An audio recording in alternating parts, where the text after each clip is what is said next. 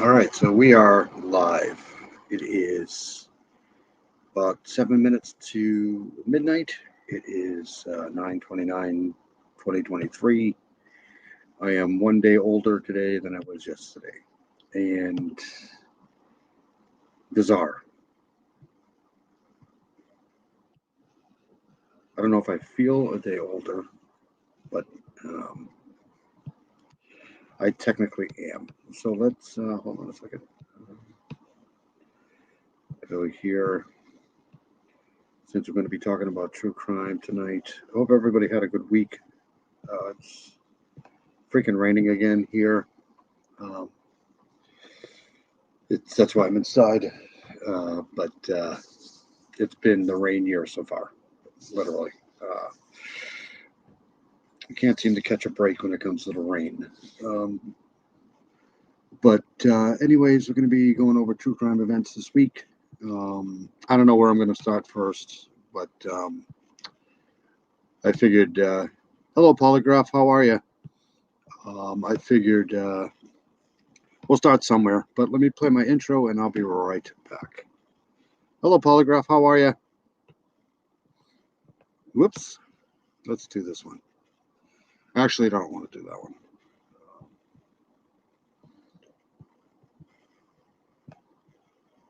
I get so bored with these things. Okay, I'll be right back.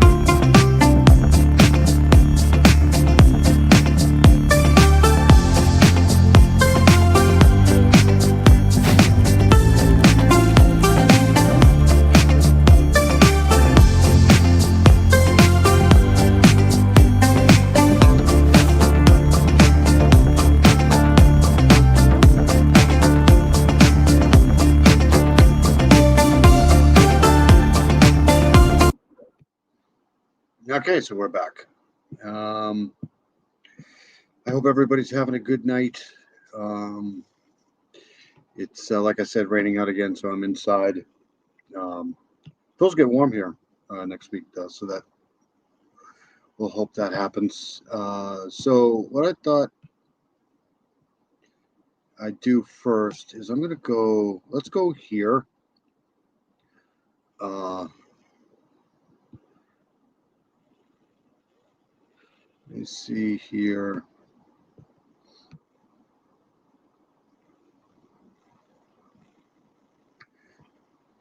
Let's try this. And let's try this here, and then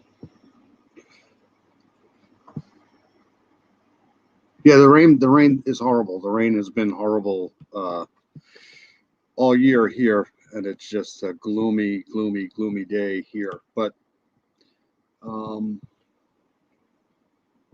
it's not like we could fix it. So, but it's supposed to get warm. I don't know where you are, Polygraph, but it's supposed to get warm here the next few days. So let's go here. I don't know if anybody heard about this. This happened. I think this happened yesterday in Rotterdam. I guess some crazy guy went on a shooting spree in the Netherlands, and I'll see if I can find some more about this here. But let's check this out. Medical student suspected of shooting 3 people dead in Rotterdam began to emerge on Friday. The 32-year-old suspect, named only as Fuad El, was arrested shortly after the attacks. Police and prosecutors later said he had a history of psychotic behavior and a conviction for animal abuse, and, they said, he likely targeted his victims intentionally. Prosecutors are still investigating the suspect's motive, but confirmed they had previously notified the Erasmus University Medical Center, where he was studying, of his problematic behavior. The warning resulted in the suspect being denied a doctor's license unless he underwent psychological evaluation and was declared fit to practice medicine, the university said in a statement. The suspect's neighbors were left shocked. Ja, nou verschrikkelijk. It's really terrible. Ik kon niet meer stoppen met huilen toen al. I couldn't stop crying when I heard the news, and now I'm here. I wasn't here yesterday, but my thoughts are with all the people who were here, and it's so, so sad. That's what I'm feeling right now. It's sad that excessive violence of this kind exists. Jammer dat dit soort excessen er zijn. Dus, ja. The suspect is being held on suspicion of shooting dead a 39-year-old woman who lived near his home, her 14-year-old daughter, and then a 43-year-old doctor who taught at the EMC. He is due to appear before... I'm showing this because I know it doesn't happen often, but it does happen in other places. So this is, let's get out of this here. And give you an overview of where, pretty sure everybody knows where Rotterdam is, but here it is. And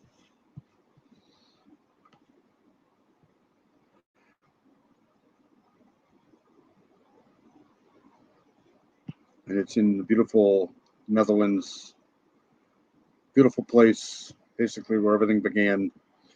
You know, it does happen other places, so it's not just here in the United States. So let's see if we can find more on this here.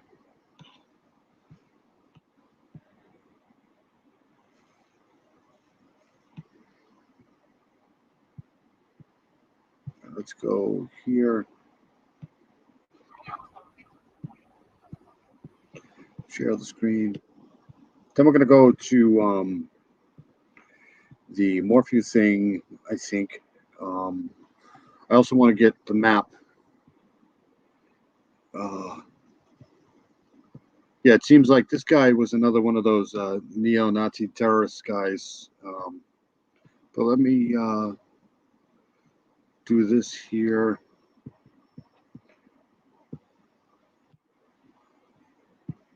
At least 3 people were killed after a series of shootings in the Dutch port city of Rotterdam. Local officials say the gunman opened fire in a classroom, at a university, and at a home. Both buildings were set on fire. The gunman has been arrested. Today, Governor Newsom signed a bill that will raise minimum wages for fast food workers to $20 an hour. It takes effect on April 1st of next year. All right, let's see if I can... This is what happens. I get so excited about these lives that I have everything all set up, and then all hell breaks loose. And then, all right, so let's go here.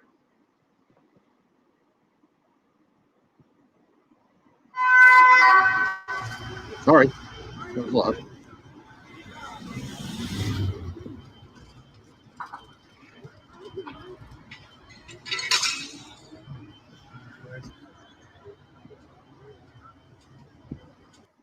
Fourteen-year-old daughter, I don't think she made it. The 14-year-old daughter, I don't think made it.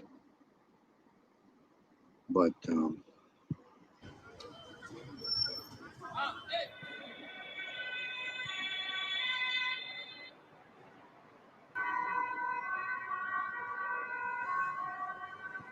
32-year-old suspect, a student at the Erasmus Medical Center.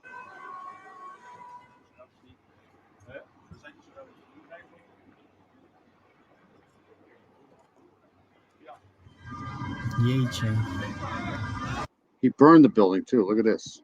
Let's see. 3 people have been killed after a 32-year-old gunman opened fire at a house and a hospital in Rotterdam. Dutch police say they were still investigating the motive for the twin attacks by the man dressed in black combat clothes and a bulletproof vest, who also set fire to the hospital and house. However, they added the shootings appeared to have been targeted. The gunman first burst into a house in the Dutch port city and opened fire, killing a 39-year-old woman and seriously injuring her 14-year-old daughter. That sucks. Yep, the teenage girl later died that evening. Oh, that's horrible. He then moved to a classroom at the Erasmus University Medical Center, shooting dead a 43-year-old teacher before starting another fire in the facility, causing panic. People are just absolutely cuckoo, man. I'm telling you, why would somebody do that? Yay, Trump.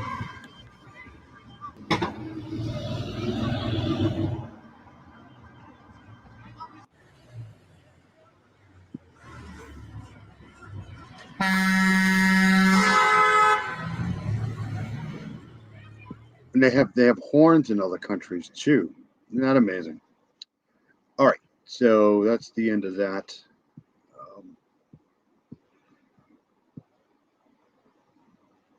So let's go. What I want to do now is I want to go to this other breaking news that happened today. Everything. This has been a big week for cases because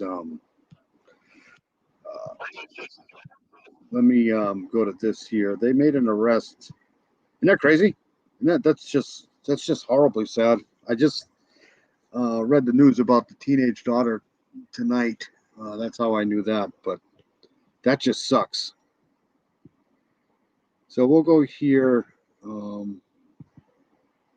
Apparently, they arrested somebody in the Tupac murder, but I thought that they had considered this to be suicide at first, right? So, law enforcement holds a news conference about the grand jury has indicted Dwayne Keith Davis on charges of murder with the use of a deadly weapon in connection with the 1996 killer of rapper Tupac Shakur.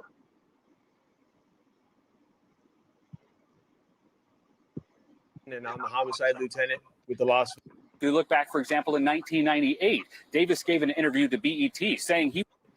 And my goal here today is to walk you through our investigation and what led us to the indictment of Dwayne Davis, also known as Keefy D. I don't know if I'm going to play the whole 10 minutes of this, but this is pretty interesting here.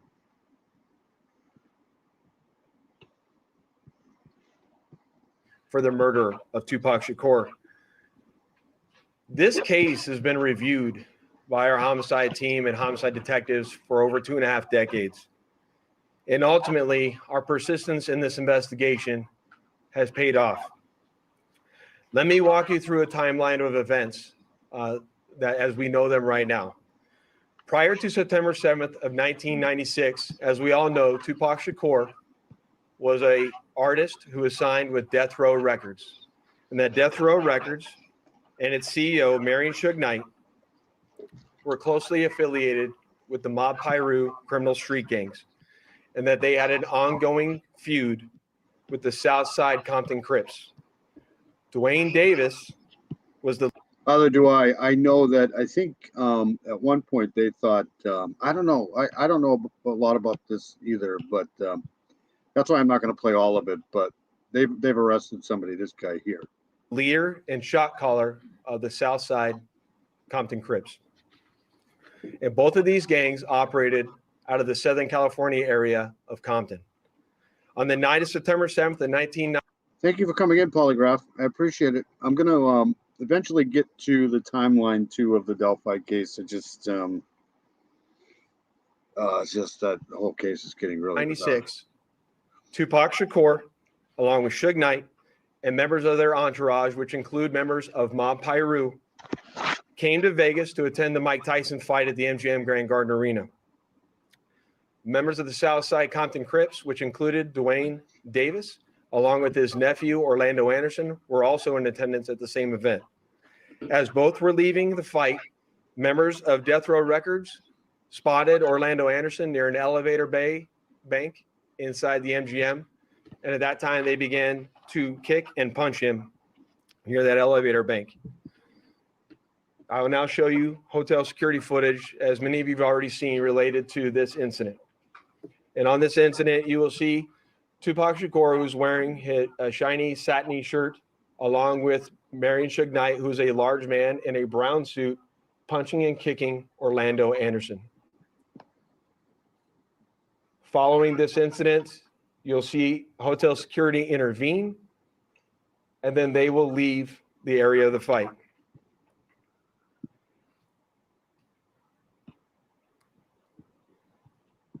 I mean, I think that's fairly stupid to be doing that right out in front like that. You just know people have cameras there, right? You know, people just got to be smarter than this. Little did anyone know that it is this incident right here that would ultimately lead to the retaliatory shooting and death of Tupac Shakur. Following this incident, Tupac and Suge Knight both left the MGM to make their way to a post-fight party, which was to occur at a local nightclub. At the same time, word had spread amongst members of the Southside Compton Crips of what had occurred inside the MGM. And then that's when Dwayne Davis began to devise a plan to obtain a firearm and retaliate against Suge Knight and Mr. Shakur for what occurred inside the hotel against Mr. Anderson. After Davis obtained a gun, he entered into a white Cadillac along with Terrence Brown, DeAndre Smith, and Orlando Anderson. Based on our investigation, this is where we know they were seated. At some point in time, as they were in the white Cadillac, Mr. Davis took the gun that he had obtained and provided it to the passengers in the rear seat of the vehicle. I will say one thing. I probably haven't heard anything from this guy as far as music. Probably I might have. I don't know. As they were both as they were driving west on Flamingo Road near Koval, they located the black BMW, which was driven by Suge Knight, and in the passenger seat was Tupac Shakur. And as they turned around, they pulled up near the passenger side of that vehicle and immediately began shooting at Mr. Knight and Mr. Shakur. Wow. Look at them all. Following that shooting, the white Cadillac fled the area southbound on Koval. And after our officers arrived on scene, Tupac was later transported to the University Medical Center, where he was treated medically and died approximately 6 days later on September 13th. See, I didn't know that. I thought he was dead on arrival. I'm sorry. I didn't know he made it 6 days. My homicide section handled this investigation from its onset and for a short amount of time.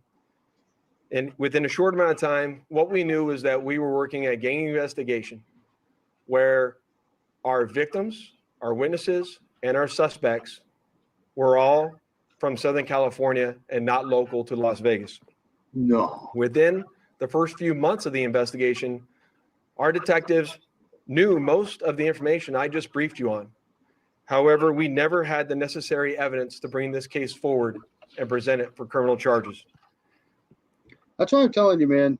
You know, a lot of people, rightly so, probably are against mobs and stuff like that, but you didn't hear about this shit when the mob was out. You know, it's... As time went on, this case had been reviewed multiple times by different investigators assigned to my section, but it wasn't until 2018 that this case was reinvigorated as additional information came to light related to this homicide. Specifically, Dwayne Davis's own admissions to his involvement in this homicide investigation that he provided to numerous different media outlets. In our section, we knew at this time that this was likely our last time to take a run at this case to successfully solve this case and bring forth a criminal charge. It was at that time that this case was assigned to Cliff Mogg, a detective within my homicide section. And over the last 5 years, my section.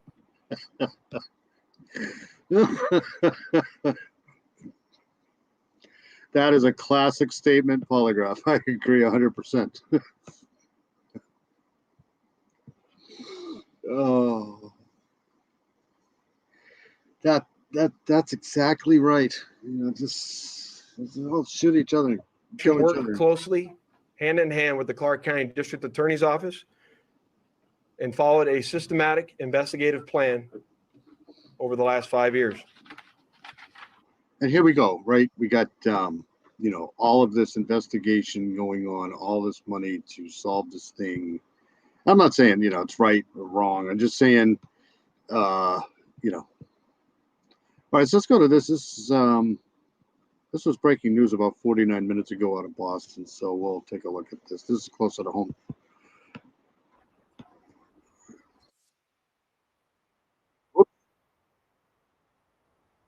Let me share this. I forget all the time. All right, let's. So this happened, I don't know, 49 minutes ago. Lexington. Police investigating shooting at a home in Keeler Farms Way in Lexington. Tonight with breaking news, a quiet cul-de-sac in Lexington becomes a crime scene. At least 2 people are in the hospital after a shooting there. Thanks for joining us. I'm Chris Tanaka. We want to get straight to WBZ's Mike Sullivan. He's live in Lexington. And Mike, you just got new information on the investigation? News 19. We did. Within the hour, we learned crucial information that this is not a fatal shooting. The incident happened here on Keller Farms Way behind me and is still very much an active scene with at least a dozen officers still here. They taped off an area around a red home that sits about 2 houses in. They continue to investigate the scene. However, we do know the people involved are no longer here. They've been transported to the hospital. Right now, we do not have any word on their condition. We can tell you is the shooter and the victim do know each other, but police have yet to say what that relationship is. This case is still deep in investigation, and we expect the DA's office will have more information. As soon as we learn more, we'll keep you updated. Live in Lexington, I'm Mike Sullivan, WBZ News. All right, so let's get out of that. So that's going on in Boston right now.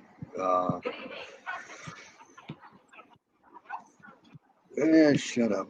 All right, so what we're going to do now is I want to go to this case here because this was the other good news this week.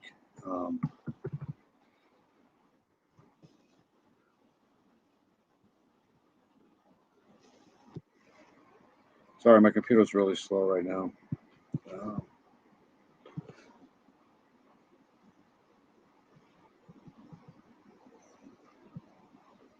So let's go to this here. This is probably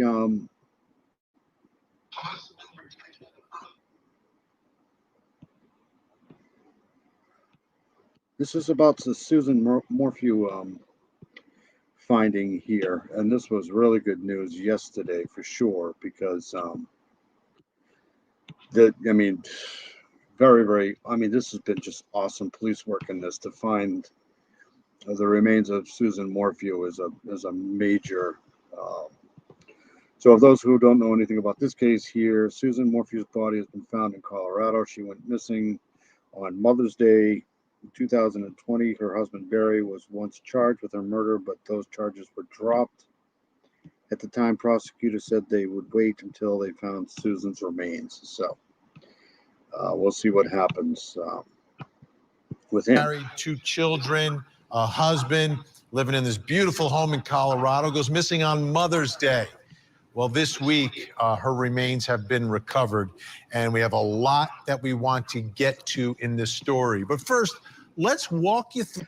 I mean, normally in these cases, I don't like to,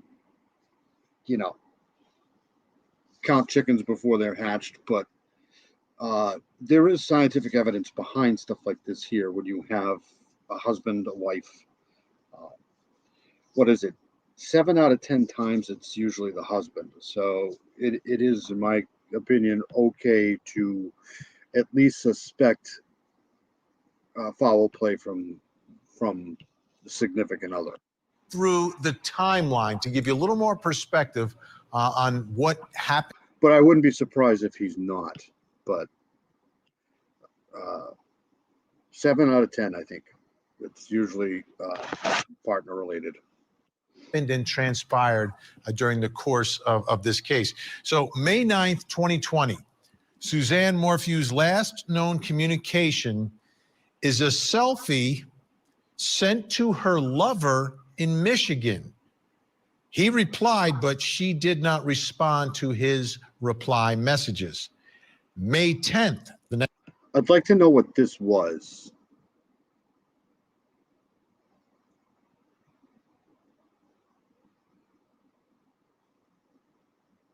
I wonder what the reply messages were. Next day, Barry, Suzanne's husband, says Suzanne was still sleeping when he left for business. Now, this May 10th. Yeah, right. Yeah, okay, sure. This is Mother's Day in Broomfield, Colorado. He's seen on surveillance at a Broomfield Holiday Inn with 2 white trash bags that morning. Oops. It's a little odd, but he is away. Barry's seen on surveillance video placing the items into trash cans all around Broomfield, Colorado. That's kind of weird. I'm sorry, that's just weird. You take trash and you're throwing, I mean, there might be a reason for it, I guess, but still a little suspicious. Later that day, Suzanne is reported missing. Suzanne's bicycle is found near their home down a steep ravine off Chaffee County Road. So we got, did he say Holiday Inn or did he say Holiday Inn Express?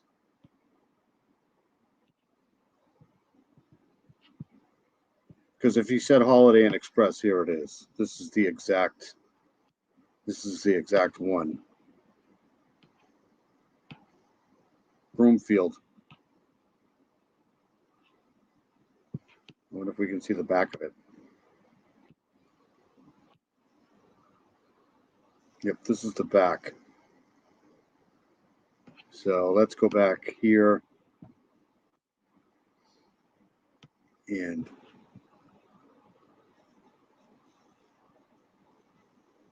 oh my God. Oh, that's absolutely horrible. And kept going. Oh my Lord. Ugh. What an asshat. Oh. I wonder where in Florida that was. All right, let's get out of this here. And I just wanted to show you the hotel here, but we'll compare.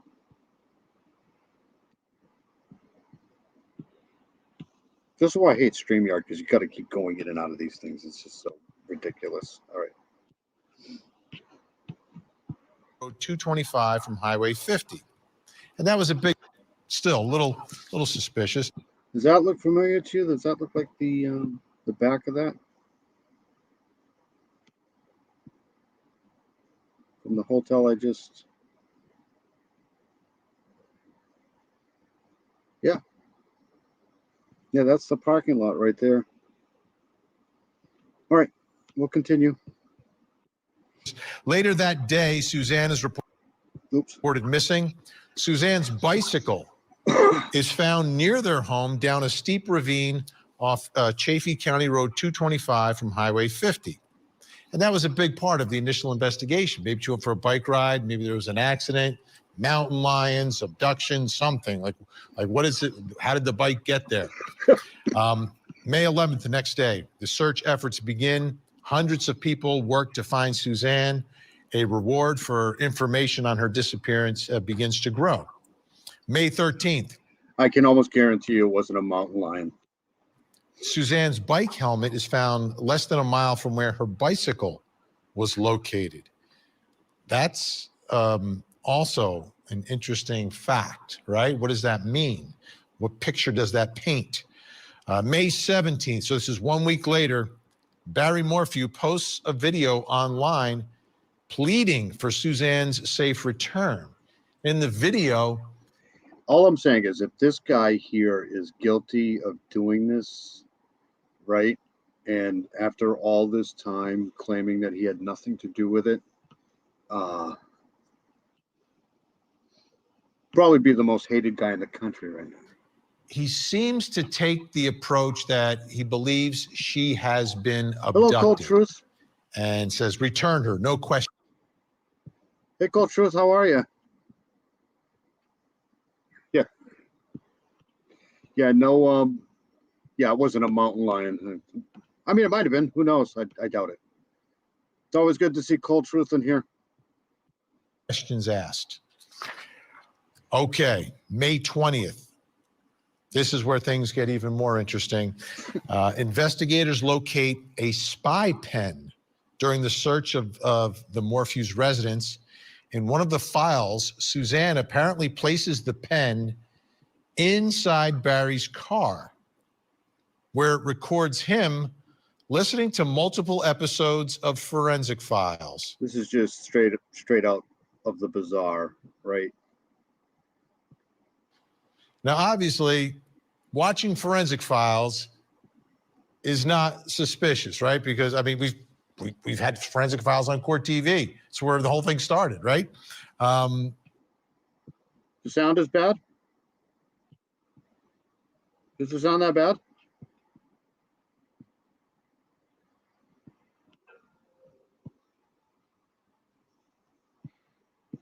Let me know if the sound is still bad. But still kind of interesting when you think about how things transpired here. May 5th, 2021, okay? This is a year later. Barry is arrested. Oh, yeah, sure. Give me a heart attack. I'm like, what the fuck is going on with my sound? And I have really no idea of how to fix it. So if the sound's bad, I don't know. But thank you. Thank you. All right, let's go back to this. Charged with first-degree murder and other crimes. April 19th, 2022, flash forward almost another year. Everyone's getting ready for the trial, including Court TV. Days before the trial is set to begin, prosecutors drop charges against Barry Morphew without prejudice, meaning they can refile them. And in this picture. But I mean, I honestly don't know a terrible lot about this case. I remember hearing about it, and I mean, it's hard to really not hear about these things, but I don't know like 100% about this. But if I had to make a guess right there, I'd probably say this guy's probably pretty guilty. You see Barry, that's him with his two daughters, who absolutely believe that their father is 1000% innocent in all. We should all be asleep right now. This is the only reason why I'm up is because it's just my horrible schedule. I work third shift too, so. But it's always good to have Cold Truth in here for sure. This September 22nd, Suzanne Morphew's remains are found in Moffett, Colorado, during an apparent unrelated search. An unrelated Moffett, search. Colorado. Okay, so that's a little peculiar, a little different. You're investigating another case, and you find this case, which has been investigated for years. September 27th, the remains of Suzanne Morphew were positively identified. So that gives you some idea of how everything has transpired since Suzanne Morphew was last heard from and was reported missing. So you got to go back. You got to go back to 2020. Let's bring in a special guest joining me from Denver, Colorado tonight. Reporter for the Denver Gazette, Carol McKinley is with us. Carol, thank you so much for joining us tonight, doing great reporting on this. Let me start with where Suzanne's. Did he say Moffett or Moffett County?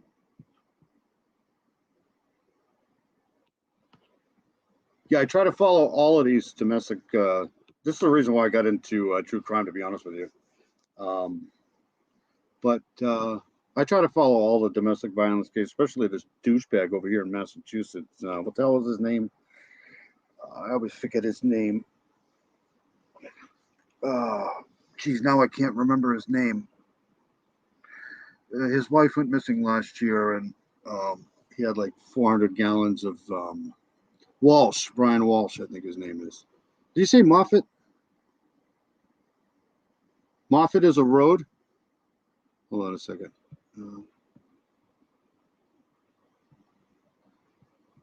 since Suzanne Morphew was last heard from and was reported missing. So you got to go back. You got to go back to 2020. Let's bring in a special guest joining you. You're a little different. In Moffett, okay. You're investigating another case and you find this. You got to go back to 2020. Let's bring in a special guest joining me from Denver, Colorado tonight. Reporter for the Denver Gazette, Carol McKinley is with us. Carol, thank you so much for joining us tonight, doing great reporting on this. Let me start with where Suzanne's remains were found. And I know there were reports, and I believe you were the one that was reporting all of this, that there was a potential lead and there was thought that... Because if it's Moffett, it's about 3.5 hours away from Denver, Boulder, actually, or wherever she was last seen. So there was a spot where her body was that was difficult to access, maybe, and police were, it was going to take some... Hey, Melissa, how are you? Wow, everybody's up late tonight. This is awesome. You got to shake Gabby Patino's. Oh, that's awesome. Yes, it's about time. It's about time somebody's making an impact. Some time to get there. Is this the area? Is this the same area we believe where they thought she may have been? And two things I have no respect for is anybody that doesn't pay child support and anybody that's violent towards women, whether it's mentally, physically, anything. Where they ended up finding her? Great question, Vinny. No, in fact, the investigation never even considered this area. This is a place that surprised everyone who was involved in the original investigation. They were looking up in the mountains behind the Morphew's home, where there are a bunch of old mines. You know, Colorado was an old gold mining area. There were silver mines, and those go way. So this is, let me share this here. This is what I've been doing, kind of. Share screen.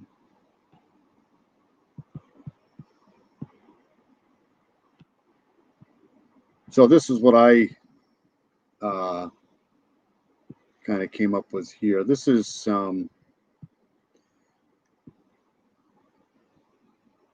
Nicole.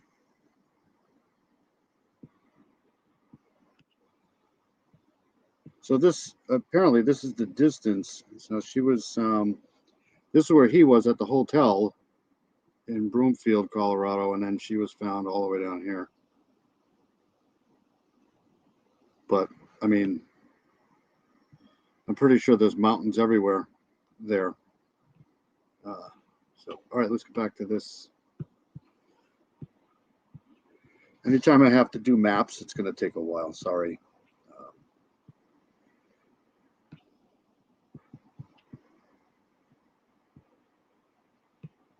Deep down. And so I know that some of the investigation was centering around these mines and nothing was ever found in them.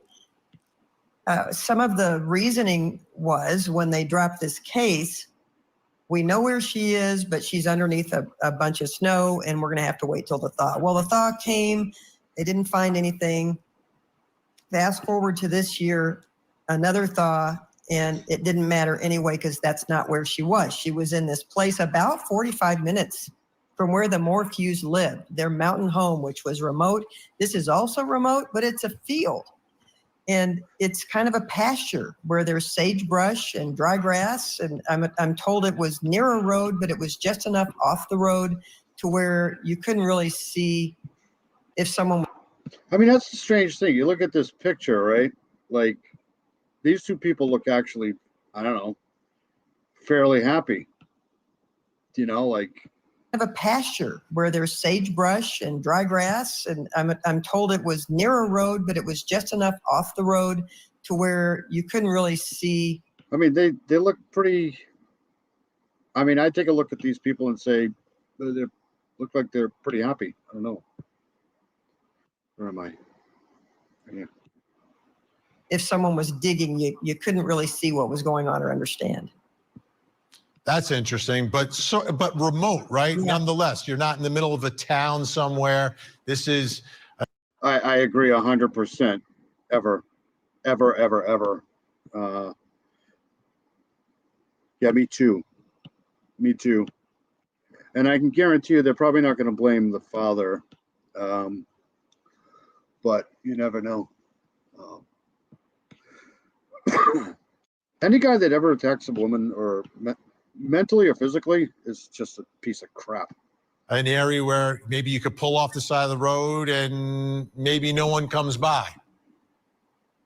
Yeah, and this is directly south, about 45 minutes from the Morphew home. Now, what I'm told is the way to get back to Broomfield, if Barry Morphew were to drive 45 minutes south, bury the body, add another 45 minutes on, let's say you add 3 hours to that trip to Broomfield, he couldn't do it.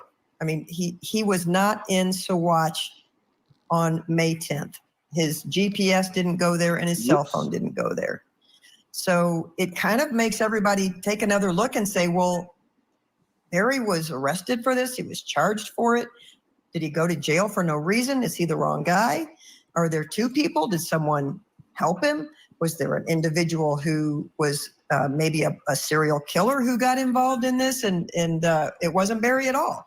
I grew up with two sisters, and I'm technically surrounded by women in this house. I got two daughters and a wife. But my father and I had we had an agreement a long time ago that not to ever put your hand on a girl or a woman, and I learned very young not to. So I think finding these remains, these bones, which were found and scattered across this field, only brings up more questions. Oh, a ton of questions. Now, what struck me was they were investigating another case. Is this other case, do we know what it is? Is it a murder case? And did they find anything related to that case in this area? They didn't. The other case is a woman named Edna Quintana who went missing last May 3rd, so of 2023. She was walking around in this town called Saguache, last seen walking, and just disappeared. Her body hasn't been found, but that's who Colorado Bureau of... Well, I appreciate you coming in, that's for sure, because I'm up. I'll probably be doing later more on the Kimberly Morrow thing, probably around 3-4 o'clock. But I'm glad you guys are all here for sure. I have honestly nothing better to do. Clean this house maybe, but that's not happening right now. So. Investigation detectives were looking for when they came across Suzanne Morphew's bones. They were like, oh my gosh, this isn't Edna Quintana. It's too old because she went missing in May. Believe me, there were times that I wanted to, especially my sister Lynn. Oh my God. But, wasn't going to happen. No one touched her in school, that's for sure. Who could this be? And so they had, meetings, and they called the DA of that area, which is a different DA who's been prosecuting this case all along. They, got a hold of the coroner, and they sent these remains up to a coroner in El Paso County, which is Colorado Springs, and he's the one who identified Suzanne Morphew. So from my perspective, when I first heard of Suzanne's story, I'm like, this doesn't strike me as an area where you would have one of these. So was it Moffett or Saguache County? Crimes of opportunity, where someone is going for a bike ride or going jogging. It's so remote, and then someone would grab them, murder them, and get rid of their body. But now you're telling me there's another woman, less than an hour away who was out for a walk and disappeared. Is there any, fear out there right now that there could be some sort of mountain serial killer in Colorado? I work nights, so no, I don't sleep. I usually get up at 5 o'clock in the afternoon, and then my day starts. I have my coffee, and I just have Friday nights off, so I don't. I'm definitely a night owl. You know, I haven't heard that there's any fear, but I don't live down there. It's about 4 hours away from Denver to the south. I don't live there, so I don't know if there's fear, but Barry Morphew's attorney is suggesting that this could be the same person, especially since this woman went missing on May 3rd, which is about the same time. Women are definitely smarter. There's just no doubt in my mind. I've seen enough to know that Suzanne Morphew disappeared. That was May 9th, 10th. So she's wondering if there's a link. I mean, she's trying to connect whatever she can to make sure the attention. This woman here was hard to follow in this interview with Vinny, but I had it figured out a little while ago, but they said earlier it was Moffat, M-O-F-F-A-T. I don't know how to pronounce that, but here it's saying Sagash County goes away from Barry Morphew. Wow. Okay, let's talk about some of the evidence, though, because he was, like we all said, he was arrested for murder. He was charged. We were waiting for the trial to begin. How about that tranquilizer dart gun that we read about? What do we know about that tranquilizer dart gun?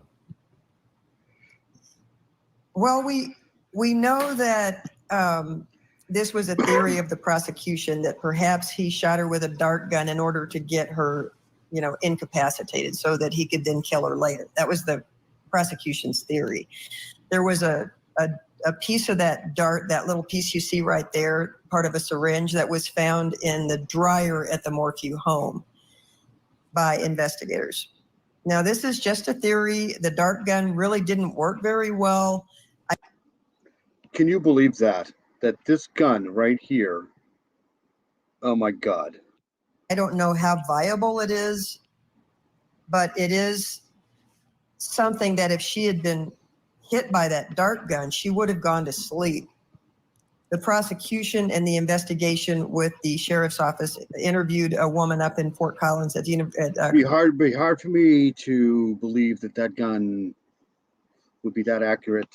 I don't know. Colorado State University who studies veterinary medicine, and this dart gun and the medicine you put in the gun is used to tranquilize animals. And she said that if a female or someone the size of Suzanne Morphew was shot with this thing, she would have gone to sleep and wouldn't have been able to move. That's just a theory. Right. I don't know if it's true. How about the bags of trash? So I've covered cases where, there's a husband accused of murdering his wife, dismembering her, putting her in different bags of trash, throwing it out all around town. Yes, it is. It's about just going over. They found her a couple days ago, I think. Now. Yeah, this was done September 28th, so a couple days ago for sure. This woman here is all over the place, but she does get to some interesting stuff here. What do we know about the bags of trash that he's throwing away the morning that he drives away from his house and goes on his business trip? Well, it is curious that he drove away from his home to go to Broomfield at 5 o'clock in the morning on Mother's Day. He had a job up there to do, and the job wasn't really supposed to be done until Monday. So in other words, the next day, the 11th. For some reason, he went to Broomfield early in the morning, got there about 8 in the morning. That looks a little different. That parking lot. Oh, maybe not. This is the front. I'll have to go back to that again. And he was out throwing trash in different places. There was a McDonald's where he really stuffed something small and really pushed it down. There's video of it. He went to a Men's Warehouse and stuffed trash there. He stuffed trash at the hotel where he was staying. And he actually went out to the landscaping scene where he was putting in a retaining wall. He got back to the hotel about noon. He's seen on surveillance here as you are looking. You're seeing him with the trash. He changed clothes. And then he went into that room for 5 hours. He didn't come out until about 5:55. And one would not tell investigators what he was doing for 5 hours in that hotel room. So that is a mystery because there were no cameras inside the room. There are just the cameras that show him walking around in the hall, coming back and forth and removing tools and placing tools. Oh, my Lord. He got the call about his wife's disappearance at about 5:15. from one of his neighbors. So he was still in the hotel room. And then about 40 minutes later is when he decided to drive back down. I think that's the hotel. I think I found the right one.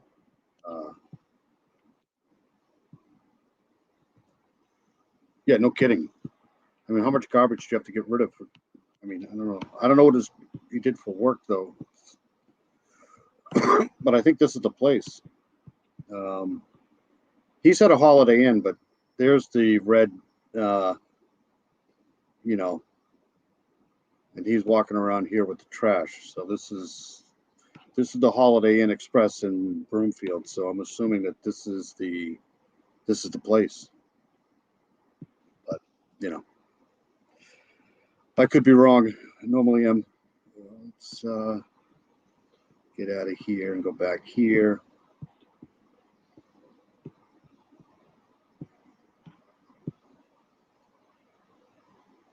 Yes. I think he said Holiday Inn, but I just searched. There's just a Holiday Inn Express there. But like I said, I have no clue. To his home, 3-hour drive. And that's when he showed up, and investigators were there worried about where his wife was. Wow. Now, she had a boyfriend, right? And she was snapping this on Mother's Day, right? Selfie. What was the status of their marriage, and did he have a girlfriend? Did Barry have a girlfriend? Yeah. No, not that we know of. In fact, she bought that spy pin to catch him in the act, and instead it caught her in the act. Right. She didn't tell anybody about this boyfriend, not even her best friend, who she confided everything to about her marriage. She was talking about a spiraling marriage. She was talking about leaving him. She confided in I think the boyfriend lived in Michigan. Not sure. This girlfriend everything, but she didn't tell him about her boyfriend, who she had a fling with for about 2 years. That was going on for 2 years. Right. They saw each other 6 times in those 2 years. And there were lots of texts, hundreds of texts between the two of them. But no, Barry Morphew, from all indications, did not have a relationship with another woman. And it was... I mean, she looks pretty good. I mean, she's in good shape. Like I said, 7 out of 10 times, she's like, I mean, if it's not the husband, then it's shocking, right? In these cases like this here, sometimes it isn't, but more times than not, it's this guy, the husband. Mother's Day. They have 2 lovely daughters. Where were their children on that day? Is that Suzanne's mother? Oh, I didn't know that.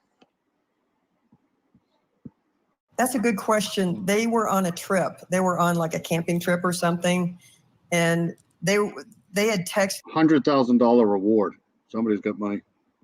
Her on Mother's Day to say Happy Mother's Day and didn't get a response, and that's when they started getting nervous. I think they're the ones. It's kind of unclear to me now, trying to remember, but I think they're the ones who called the neighbors and said, "Would you go look at the garage and see if our mom's there? See what you see. Is her car there?" And it, there was no sign of Suzanne Morphew, and that's when the neighbor decided I'd better call Barry and find out. Oh, I don't know. So, yeah, the sisters, the 2 girls, one was living. I think this is a YouTuber. Not sure.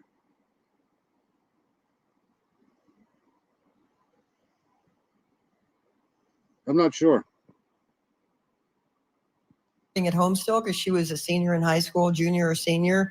The other one was in college. So the younger one had told Suzanne to get a restraining order or get a divorce. She was telling her mother, "This isn't working, Mom." She saw the fights. The oldest sister did not see all that because she was at college. So that's been a real curiosity to see both girls. It just goes to show you that you can't judge by pictures or images, right? Possible retention in clothing, I really did. Whoops. Where was I? He didn't come out until about 5:55, and one would not tell investigators what he was doing for her in the act. Right. You know, she didn't tell anybody about this boyfriend, not even her best friend, who she confided everything to about her marriage. And she was talking about a spiraling marriage. She was talking about leaving him. She confided in this girlfriend everything, but she didn't tell him about her boyfriend, who she had a fling with for about 2 years. That was going on for 2 years. They saw each other 6 times in those 2 years. And there were lots of texts, hundreds of texts between the two of them. But I wanted to replay that because I missed that. So I'd love to see those texts from him and her, though. no, Barry Morphew, from all indications, did not have a relationship with another woman. And it was Mother's Day. They have 2. And that's when the neighbor decided I'd better call Barry and find out if Barry knows anything. So, yeah, the sisters, the 2 girls, one was living at home still because she was a senior in high school, junior or senior. The other one was in college. So the younger one had told Suzanne to get a restraining order or get a divorce. She was telling her mother, this isn't working, Mom. She saw the fights. The oldest sister did not see all that because she was at college. So that's been a real curiosity to see both girls sit always on the side of their dad, in the courtroom. You know, they would do heart hands and they would cry, and they are generally sad about losing both their mom. Anytime I hear restraining order, that's got to be one of those bell ringers, right? Red flags, I guess. And then losing their dad when he went to jail. Yeah. Family tragedy. Children, from what I've seen in most of the cases I've covered, an overwhelming majority, the children, whether they're young or adults, will always stay with the surviving spouse, even if they're charged with murder, regardless of the evidence. Carol McKinley. I mean, look at Alex Murda's son. Like he's still claiming his father didn't do it, but I mean, everybody in the world pretty much knows he did. McKinley, amazing. Denver Gazette, thank you so much for joining us tonight. We really appreciate it. So good to see you. Thanks a lot for asking. What's his name? Buster Douglas? I mean, they just had an interview with him, and he still thinks he's innocent. All right, folks. When we come back, we'll bring in the think tank plus up next. So where exactly was Suzanne Morphew found, and how far is it from her home and from where her husband says he was the day she disappeared? This morning at 5. Okay. And she told you she was going to go bike riding? She bikes every day, yeah. Okay. She's going to bike when she gets up. So she was asleep in the bed when you left? Did you say bye to her or anything? No, she's sound asleep. Okay. Always leave her. So the last time you probably actually saw her was this morning. That was it, right? Yeah, I've been here. I got a big job up there. I've been here all day. So there's Barry Morphew speaking to officers about his wife. He says, listen, strange. I left, she was asleep. And then I went and I was working all day in Broomfield, Colorado. So let's take a look, because as he's told investigators where he was that day that she went missing. So let's kind of put this all in perspective and put a map up on the screen. And we begin with Suzanne and Barry's Colorado home. It's in the Maysville area of Salida, Colorado. Suzanne's bike was found nearby the day that she went missing, May 10th, 2020. Now, her remains are found in Moffett, Colorado. That's what I just said, Moffett, Colorado. Where did the other... More than 3 years after she disappeared. It's about a 51-minute drive from the Morphew's home to where her remains are found. You drive 51 minutes south. Now, Barry says he's up in Broomfield, Colorado. He says he went there on business that morning, May 10th, 2020, about a 3-hour drive from Morphew's home. And it's about a 3.5, technically. That's what I got on Google Earth. So they're way down here. 3.5-hour drive from Moffett, where the remains were discovered. So, you do the math on all of that and you try to figure out what happened. But if he's going down to Moffett, Colorado, as we heard in the prior segment, they have no evidence of him necessarily being down there. Did he have help? Is he not responsible? Is there a serial killer? What is going on? Will Barry be charged now? Will he be charged again now that they have the remains? Does that make the prosecution's case better or worse against him? Let's bring in our think tank tonight. Joining us, criminal defense attorney in Atlanta, Georgia, Eklund Mercy. Phoenix, Arizona, the attorney who represented Jodi Arias, hates her, Kirk Nurmi, and deputy public defender for LA County. That's still Eklund. There, Philip Dubé. All right, great to see everyone tonight. Eklund Mercy, these developments now that Suzanne Morphew's remains have been recovered and where they were recovered, putting all these pieces together, does this make the prosecutor's case stronger or weaker right now? And do you expect Barry Morphew to be charged again? Just based on what I heard, I think they need more. It's so separate. It's so far away. There's 3 years. There was another case. It was found for another case. There's a potential serial killer. Although he may look like the prime suspect. I wonder if that's a toll road. He must have gone down. Good night, Cold Truth. Thank you for coming in. I appreciate it. Yeah, it is a useless piece of paper. Maybe that's why she didn't do it. But I wonder if that's a toll road. It's always good to see you in here, Cold Truth. Thank you for coming in. Have a great weekend.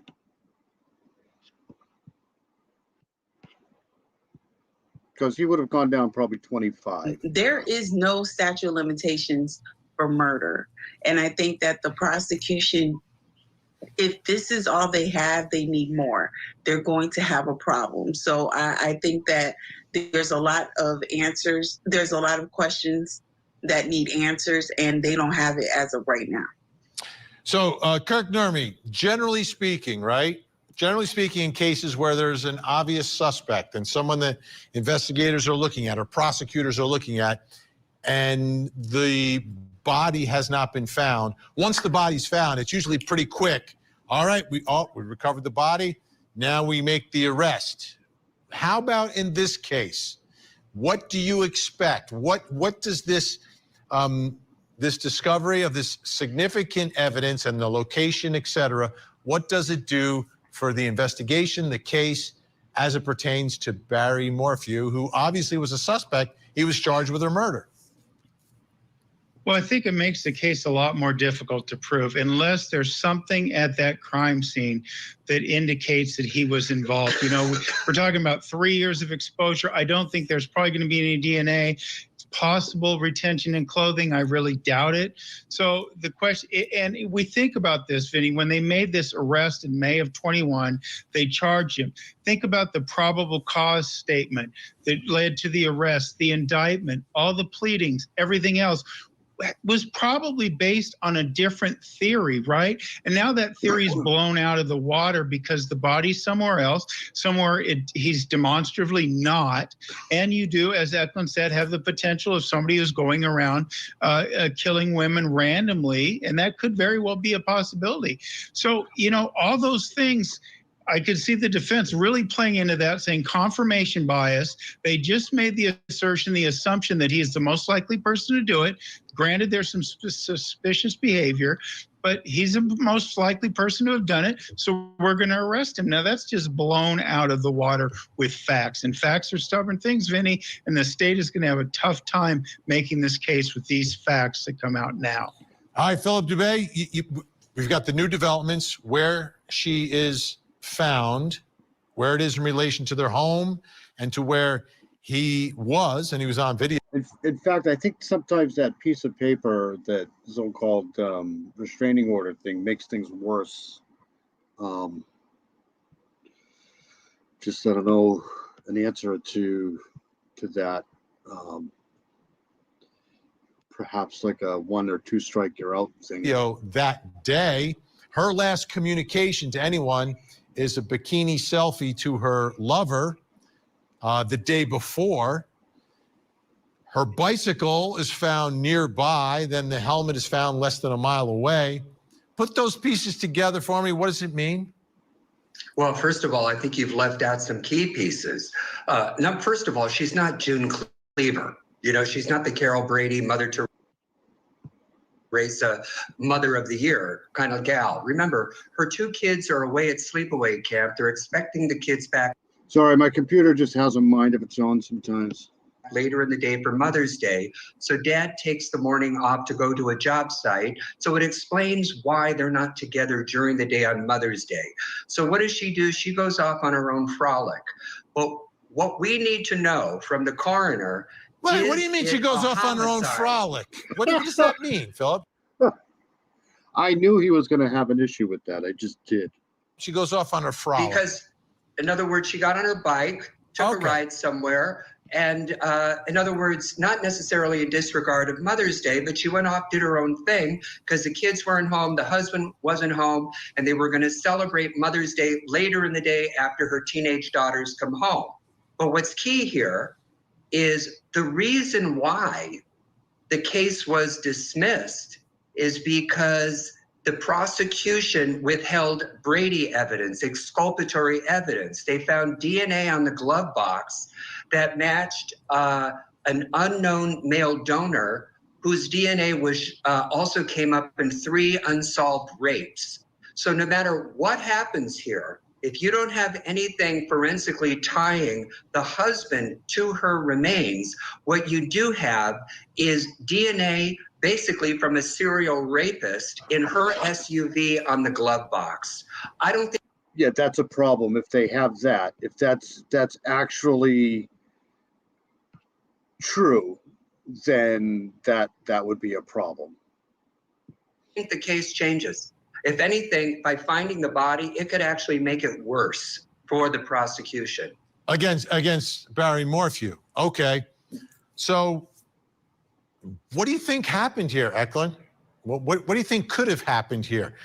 Do you think the bicycle is more likely she went for a ride, or more likely that it was staged by whoever the killer was? You know, you've got, as Philip rightfully pointed out, you've got this male donor DNA in her glove box, but she's out on her bike. Like, how do those two things? I don't know if I buy the bike thing. I just don't. Make sense together either. Well, her being on her bike on Mother's Day is not out of the ordinary. If you talk to most mothers on Mother's Day, they want to be far away from their spouses and their children. That is the gift. That's the gift. Yeah. True that. Yeah. They don't want flowers. They don't want anything. Just want to get away. Calgon, take me away. That's some Space space is is the the gift. gift. Gotcha. So with that being said, so with her driving, with her taking her bike, that's not out of the ordinary. She wants to have space. But the problem is we have a lover. We have DNA from rapists. We have other murderers, other missing people, and we have bodies. This is convoluted.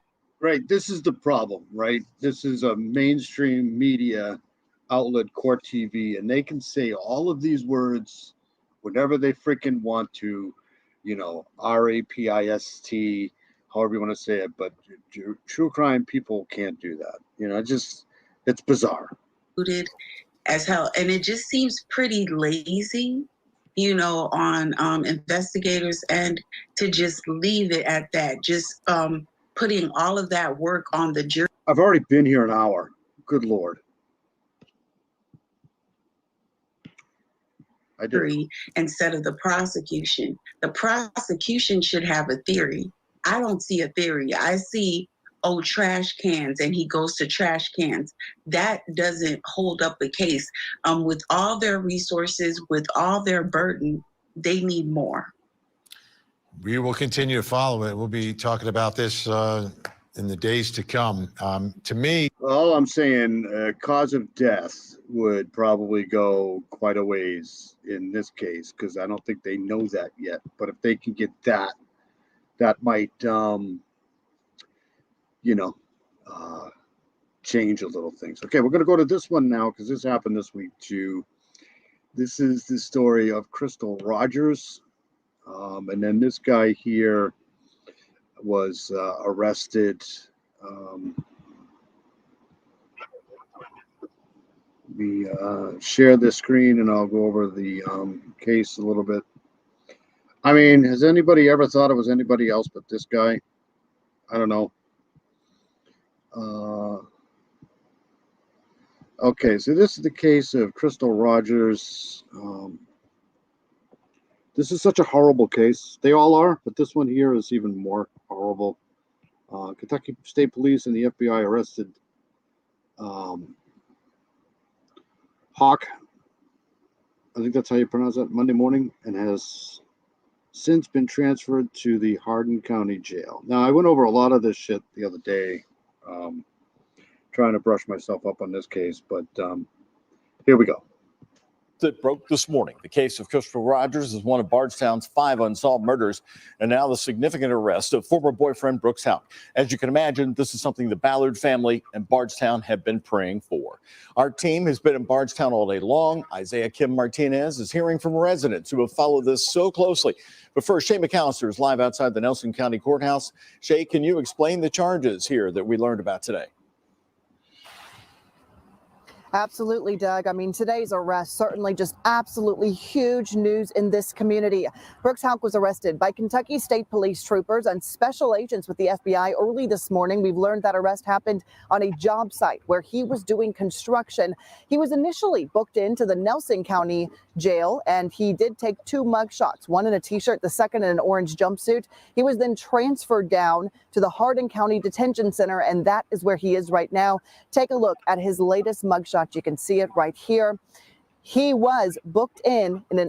I love it when they get these guys, you know, like these guys go on with their life. Of course, everybody's innocent until proven guilty, right? But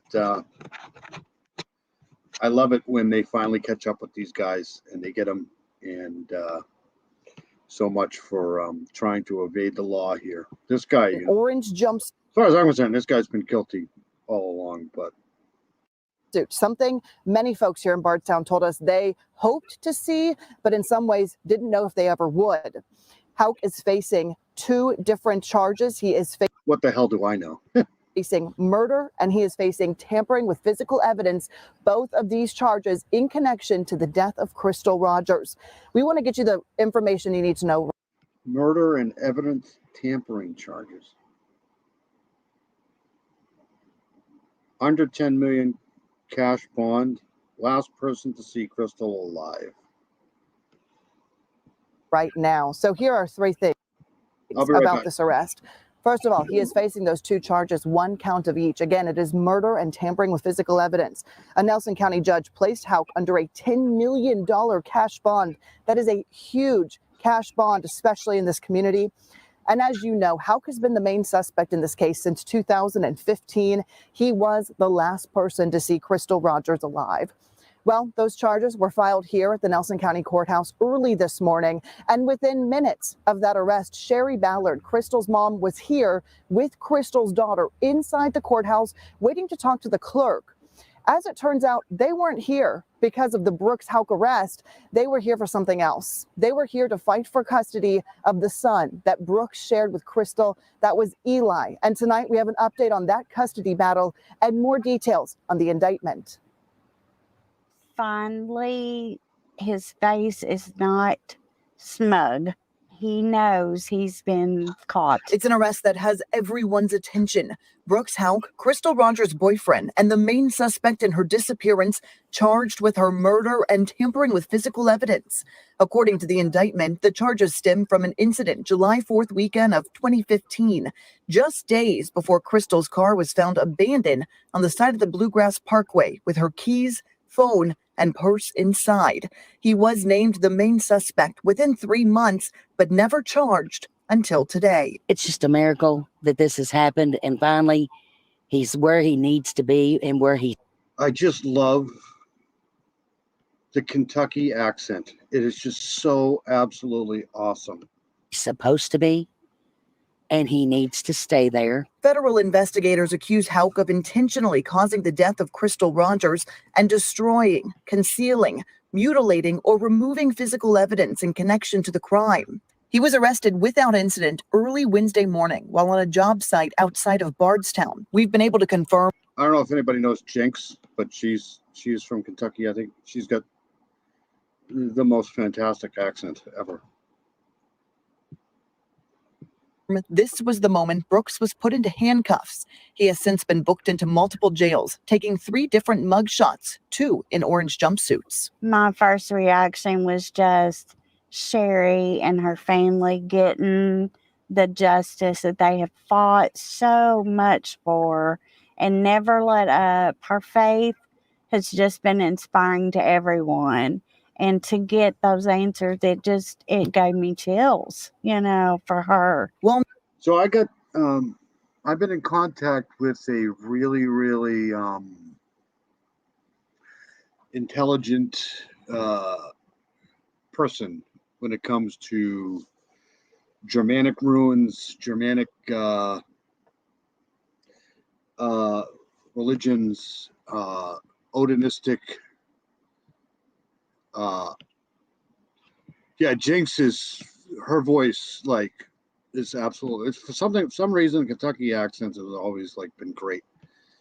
But I was gonna try to see if I could get this guy on live with me because his name is Jackson Crawford, but he's really, he knows his shit. He's a doctor. He knows he's got a doctorate in Germanic and Norse religion, cult stuff. So I was gonna try to see if I can get him on, but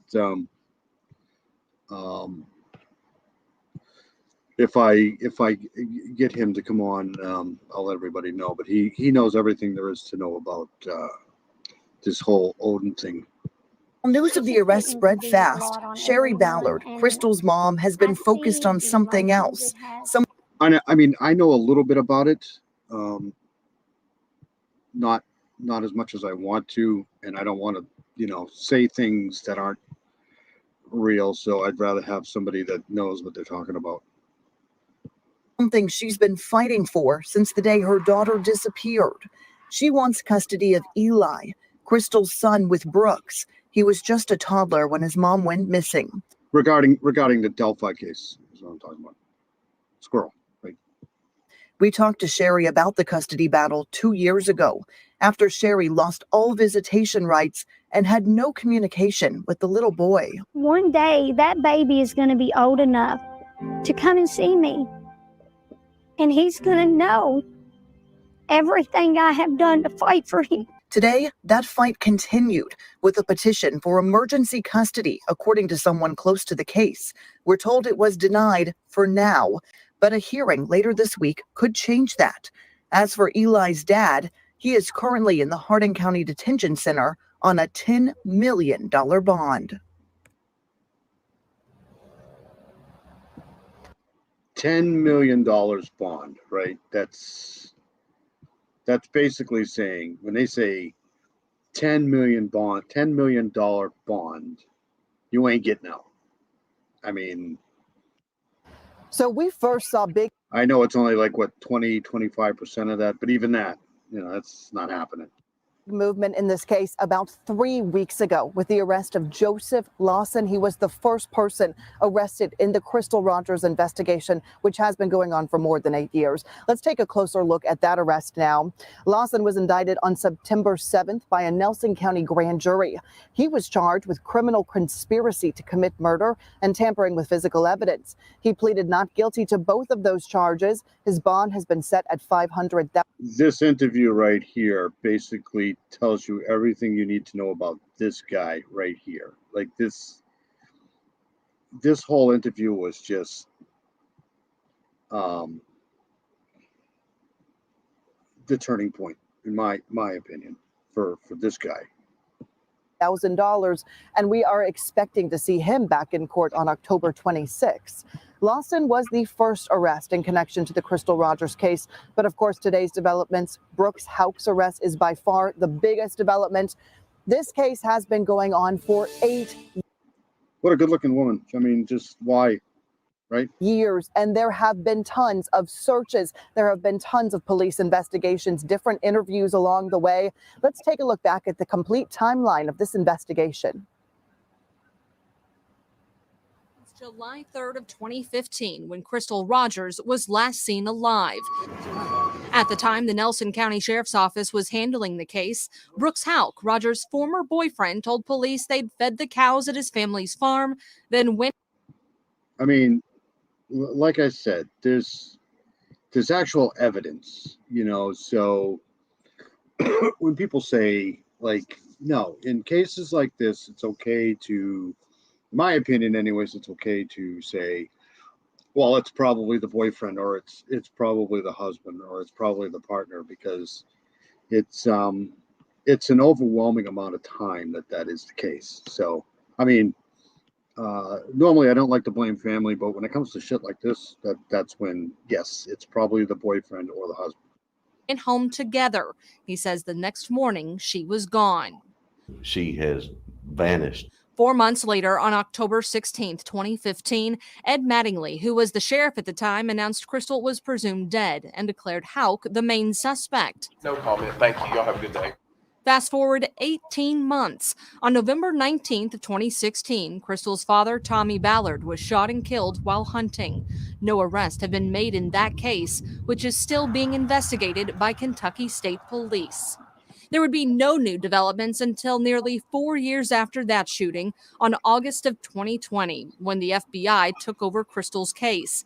It searched several properties from the home of Brooks' brother, former Bards. Yeah, I hate to say it, but I think that things are going to start changing a little bit in the way things are investigated, especially since the Lisk case in New York, New Jersey, with Rex Heuermann. I mean, you kind of need an outside help in some of these cases, because you never know if there's corruption going on. You never know if there's, just a lack of, trained people. And I think you're going to see a lot of these cases start getting solved because they actually are being pressured into getting the, investigators in that can actually solve these things. Town police officer Nick Houck to the Houck family farm where Crystal was last seen. I mean, I still go back to the Beltway sniper case years ago in Virginia, and you had these lunatics just out shooting people at gas stations, and the local police were clueless. They had no clue. They were looking for a white van.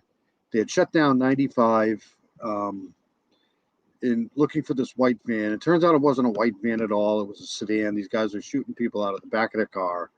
And I think the state police and the FBI got involved. They got these two guys within 2 weeks. It's just, sometimes you just need help, and I think you're going to see things change a little bit. In August 2021, federal agents uncovered items of interest under a driveway in the Woodlawn Springs subdivision, home to a number of homes owned by Brooks Houck. More than a year later, in October of 2022, FBI agents were back at the 245-acre Houck family farm, spending 5 days on site. Evidence collected was sent to the FBI's lab in Quantico to be analyzed. And that brings us to June 21st of this year, when a grand jury indicted 32-year-old Joseph Lawson on 2 charges: conspiracy to commit murder and tampering with physical evidence. I mean, I don't want to say anybody's better than anybody else, but sometimes when cases go 2, 3, 4 years without any new leads or new, you might as well ask for help. Just go out there and get some help. Whether it's somebody that knows a little about this stuff, or just a new set of eyes on the case, or bringing in some newer technologies. I mean, that's what you should do, right? Evidence. The charges are tied to an incident during 4th of July weekend of 2015, the same weekend Crystal was reported missing. Around 3 weeks later, Lawson was arrested, his attorney confirming the charges are in connection to Crystal's case. And now the arrest of Brooks Houck. The FBI Louisville says agents made that arrest along with Kentucky State Police. He's been a primary suspect in this case since Rogers' disappearance from Bardstown. The FBI says Houck was arrested without incident, and according to the indictment, he's charged with murder and tampering with physical evidence. More details are expected to be revealed during his first appearance in court early next month in Nelson County. And as you well know, America's most beautiful small town, Bardstown, Kentucky. That guy looks like a real prick. He just does. I mean, there's certain people, like the guy that killed his wife and son in Texas, Laredo, Texas. I forget his name now, but he's just a real dick. I hate that guy. He is incredibly tight-knit. So many in this community who didn't know Sherry, they didn't know Crystal or Tommy, have been praying for and fighting for answers right along with them. So today we're checking in with the community. Isaiah Kim Martinez and senior photojournalist Alyssa Newton are working that side of the story today. They are live in downtown Bardstown. Isaiah, what are you hearing from the community? How that guy didn't get the death penalty, I'll never know. Obviously, there will never be another death penalty case ever again if you're not going to give it to somebody who senselessly murdered his own child and the wife, the mother of that child, just because you didn't want to pay child support or you didn't want anybody knowing about it. That's just, I mean, and even his own defense attorneys I think knew he was guilty. Well, Shay, they've been very honest to me. They acknowledge there is still a long way to go in this legal process ahead of that first arraignment next month. But for now, to see this primary suspect in this case behind bars means everything to them. Got a text for some people in town. The news resonating with the Bardstown community, the arrest of Brooks Houck. Just thrilled. Thank goodness, finally some justice. Get him locked up. Each of Houck's 3 mugshots Wednesday seen and shared quickly across social media. Everybody was just left in this gray area, and that gray area has color now that Brooks Houck is behind bars. Houck, charged with complicity to murder and tampering with physical evidence, now sits in Hardin County detention after being transferred from Nelson County. Marks, who's lived in Bardstown for the majority of her life, has watched the case closely for years. Her boss broke the news to her Wednesday. Relief. It almost feels like a metaphorical weight has just been lifted. For the locals in this quaint town, the last 8 years have been agonizing. The heartache, the search, the wait for answers, the signs, the hope that each new search would bring an answer, better yet, an arrest. Now, the community has seen 2 in a span of 3 weeks. And for Marks, knowing Houck isn't driving around town, everybody in this town knows what his truck looks like. And walking amongst this community is a relief. To being that close to evil was just a very sinister feeling. And as Houck's case works its way through the justice system, hopefully this will lead to more arrests in that, or maybe being able to find out what happened in those other murders. The prayer now is that further answers reveal themselves as a result. We also talked to a former mayor here in Bardstown and current historian in Nelson County. She gives her perspective on the timeline between Houck's arrest and Joseph Lawson's weeks ago. What she had to say coming up right here at 6 o'clock. Shay. All right, Isaiah, thank you so much for that update.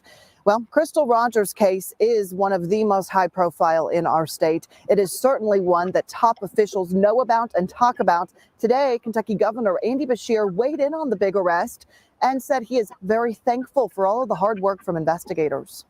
Well, it's good to see progress in the case, and I hope it continues to give the family the belief that we will get this case solved and that they will get justice for their daughter. The Kentucky State Police, working with others, have worked hard.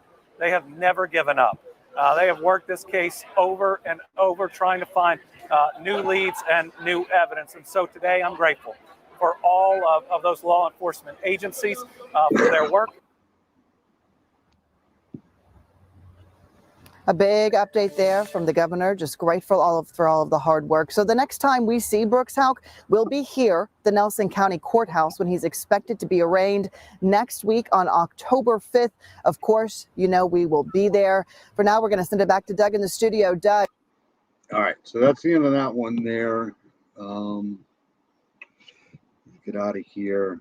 I'm gonna go and play because I didn't see this. So let's find out what's going on with this here. This is the regarding the Montgomery case in New Hampshire. Whoops. So Harmony Montgomery, and now the douchebag that's been charged for this. The father is seeking to delay the trial, which we knew would happen, but let's check in with this. So this guy's been accused of unaliving his daughter, Harmony Montgomery. The prosecution alleges that Montgomery abused his daughter and killed her back in 2019. Montgomery did not report her missing until 2021. A judge will listen to Montgomery's request to delay the trial in an upcoming hearing Thursday. So that was yesterday. I could probably get that information. I want to make sure we honor her in every way possible. This is just one of the saddest freaking stories ever in life. A lot of prayers for her. I've been praying a lot every day for her.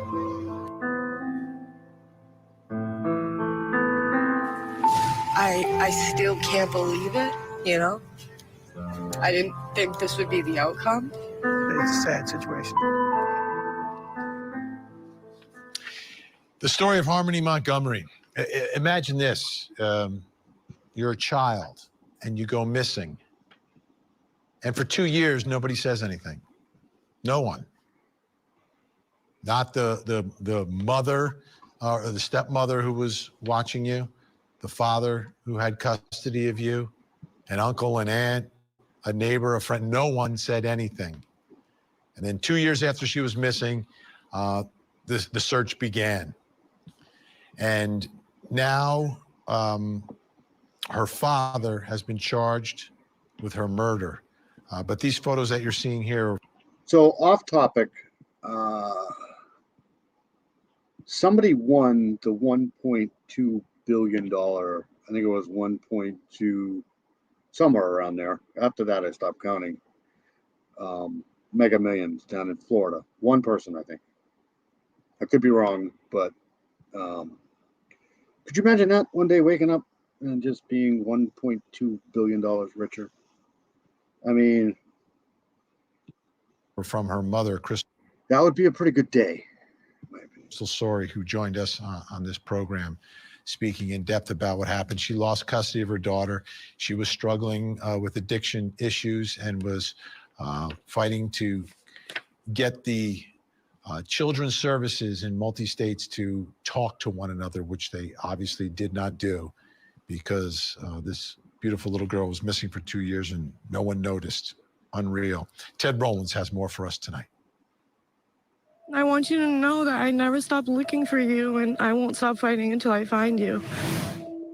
Harmony Montgomery disappeared in 2019. For 2 years, nobody reported her missing until November of 2021 when her mother, who had lost custody of Harmony while dealing with substance abuse, called police. I've been begging for any type of answer since 2019. Harmony's father, Adam Montgomery, and his wife, Kayla, had custody of Harmony. They told investigators that they left Harmony with her mother after they were evicted from their home. Eventually, in January of 2022, police had enough evidence of physical abuse against Adam Montgomery. He was arrested for assault. This guy's just a literal piece of dog shit. Of his daughter. He pled not guilty. Adam's wife, Kayla, was arrested as well for perjury. Both said they had no idea where Harmony was. Well, there's some discrepancies between what you're telling us and what other people are telling us. Like, this isn't going to stop. So, I know it's not. So, No, so either get on the bus now or get run over. Well, I got nothing else to say. Investigators also uncovered evidence that Adam Montgomery had stolen guns. He was slapped with multiple charges, including theft and being an armed career criminal. Then in October of 2022, he was charged with Harmony's murder. 5-year-old Harmony was murdered in Manchester in early December of 2019. Mr. Montgomery has been charged. I knew when they took the refrigerator out that they had some. That was the break that they needed, was that refrigerator for sure. Charged with the following: second-degree murder for recklessly causing the death of Harmony Montgomery by repeatedly striking Harmony in the head with a closed fist. According to the probable cause statement, Kayla Montgomery, Adam's wife, told investigators they had been evicted and were living in their car when, quote, Adam was extremely upset that Harmony was not saying when she needed to go to the bathroom and was having accidents in the car. What a piece of dog shit, literally. While Adam was driving, he turned his body and delivered sets of 3 to 4 blows to Harmony's face and head on 3 separate occasions over a course of a few minutes.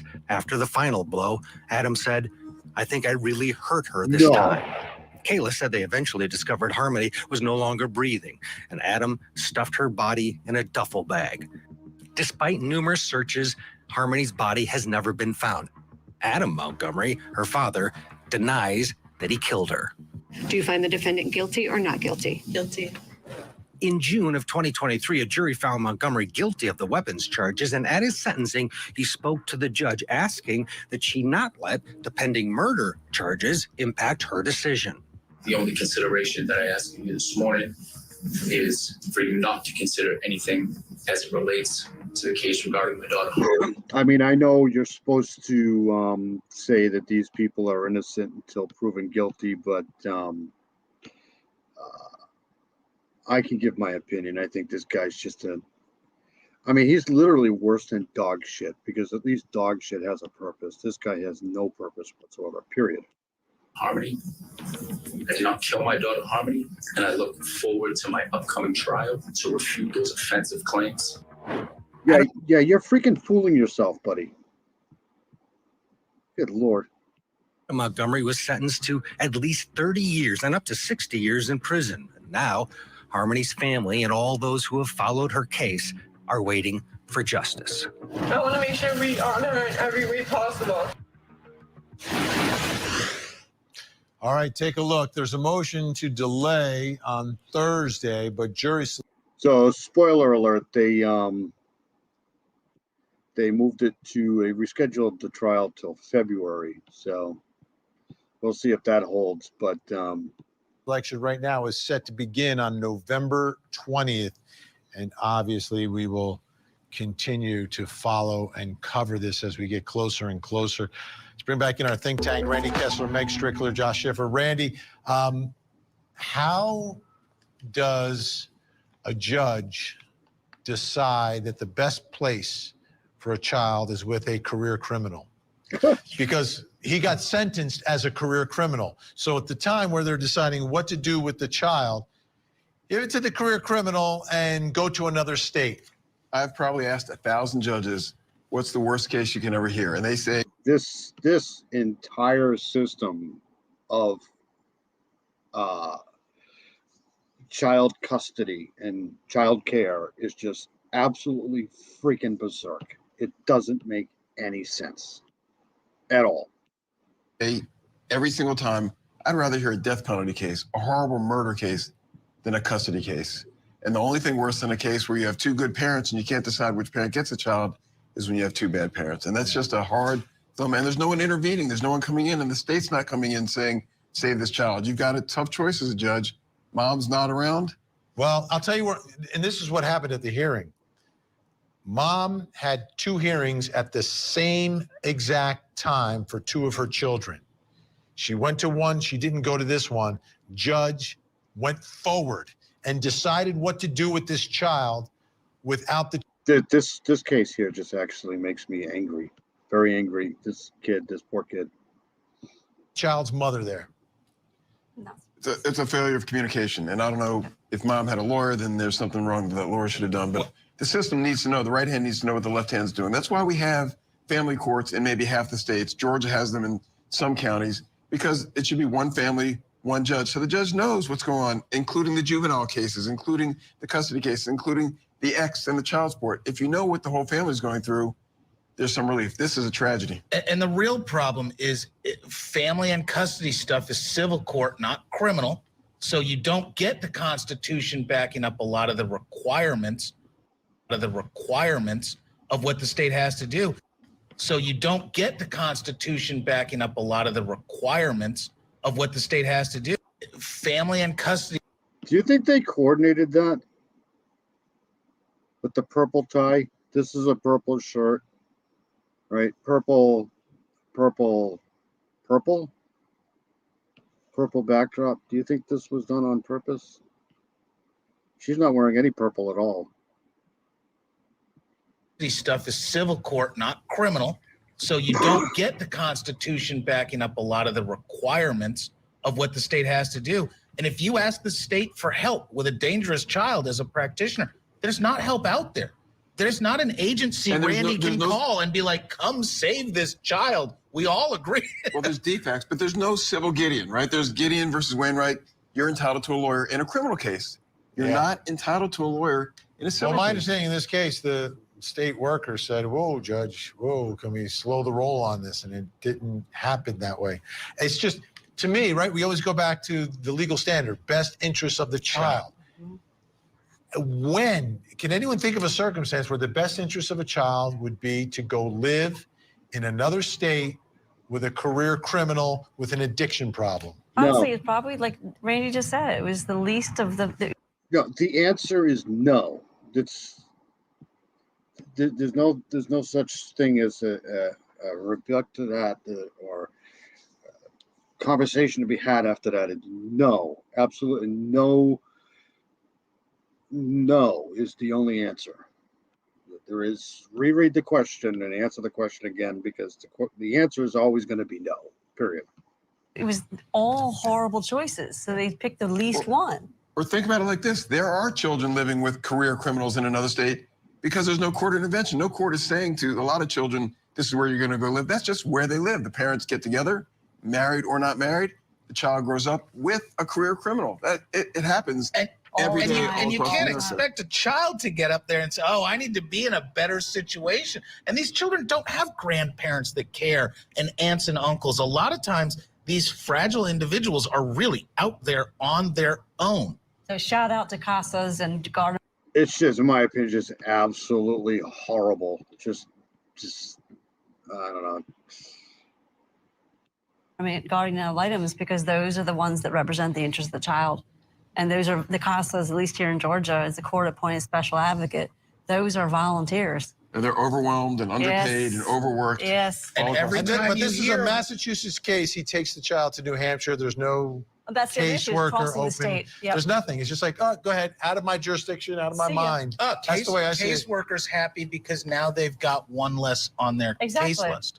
As is the judge. The And they're system's overworked. broke. We know the system's broke, but do we have, us three, have any sage ideas of what to do to fix it? But no. then on the other hand, we cover stories where It's like money. parents don't do anything wrong. Like the trial we're covering now, Take Care of Maya. Yes. Like, I don't understand how you can get it wrong on both extremes. How does our system get it wrong on both extremes? And look or at- we separate children who shouldn't be separated, and we keep children in dangerous situations. the average judge Look in a at these civil nightmare kids that we've had this last year. We've had a death penalty case with a kid who's on video basically bragging about trying to be the next famous killer. Yeah. And the question Unbelievable. Just, I don't know, man.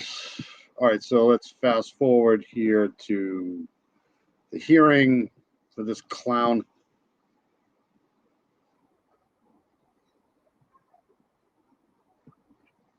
I couldn't find any other outlet for this, but this is coming from WMUR in New Hampshire. Whoops. Okay, so let's share this. And then I'll probably get out of here. I've already been on here for, I don't know, almost 2 hours. I was hoping to get some stuff done on the Delphi thing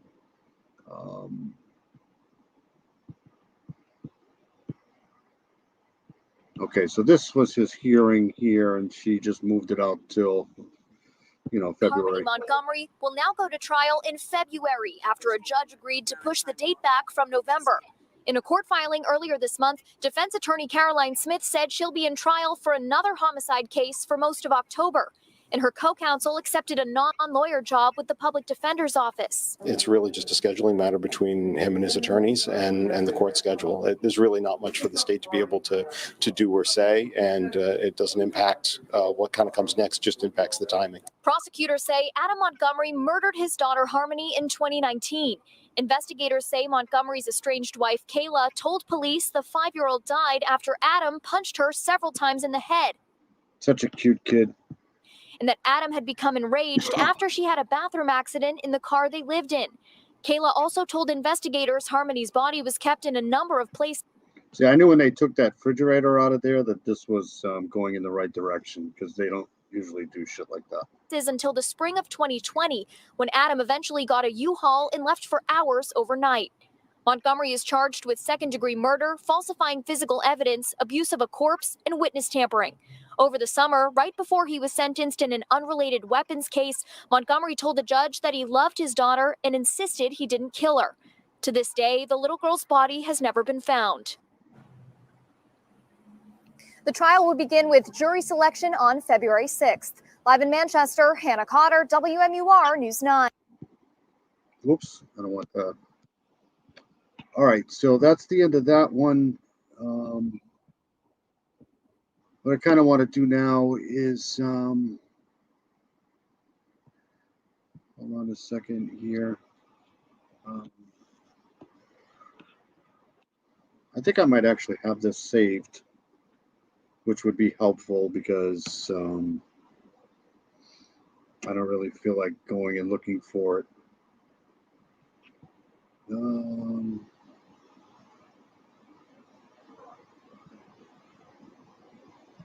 But who knows?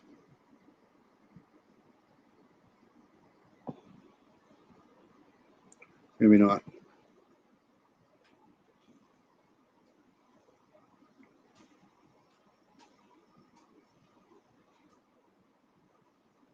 Well, it's right here. Okay, so I'll play a little bit of this and we'll get out of here, because I'm not going to be here for another 41 minutes. So we'll play a little of this, and this is going back to the Delphi thing with the state responding to basically their Jury own to come back and say discovery. not guilty because. All right, so here we go. There is still so much information to go through that has just been released last week by the defense. Each night, a different approach that we're taking. Tonight, I want to start. I'll be right back. With the Constitution of the United States, which protects us all, right? From the government, from unreasonable search and seizure, as well as many other things, right? Protects us from the government. And the reason it's important and it's significant is we don't want police, the government, just knocking on our door or breaking down our doors and looking around for evidence to see if we're up to and doing anything wrong. I mean, that goes completely contrary to the foundation of this country and what it's about, the freedoms that we have and the limitations that the government has. And this is a big part of it, these unreasonable search and seizures. So in order to search your home, there has to be a showing. There has to be some level of evidence, probable cause, that convinces a judge to sign a warrant.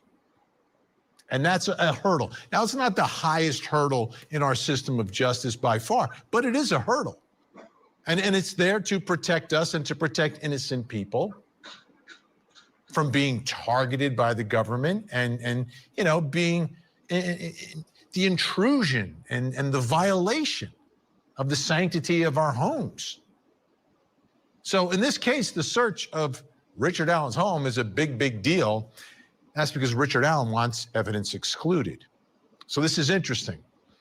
He wants evidence excluded. And this is pretty standard in most cases. A defense attorney gets it and says, all right, what evidence do they have? Did they get it lawfully? Right? And sometimes it's really significant. The evidence that they get, connects the defendant to the crime and can be used against them in a court of law to convince a jury.